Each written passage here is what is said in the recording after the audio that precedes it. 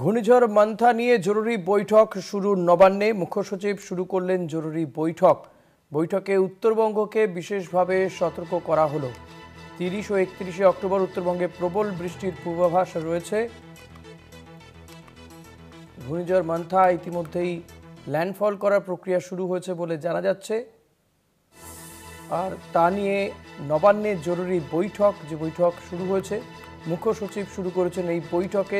দীপ্তিমান ভট্টাচার্য রয়েছেন আমার সঙ্গে, বিশেষ প্রতিনিধি। দীপ্তিমান, এই বৈঠকে কোন কোন বিষয়গুলো নিয়ে আলোচনা করা হচ্ছে? উত্তরবঙ্গকে বিশেষভাবে সতর্ক করা হয়েছে বলে জানা যাচ্ছে, কি নির্দেশ গিয়েছে?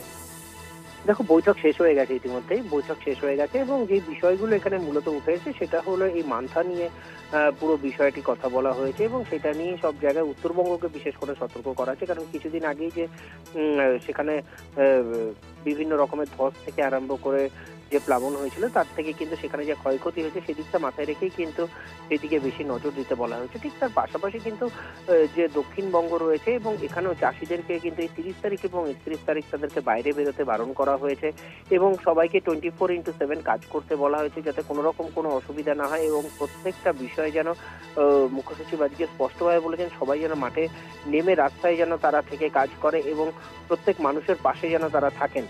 এই বার্তাই কিন্তু আজকে মুখ্য সচিব দিয়েছেন। অনেক ধন্যবাদ দীপ্তিমান। কথা বলছিলাম আমাদের প্রতিনিধি দীপ্তিমান ভট্টাচার্যের সঙ্গে।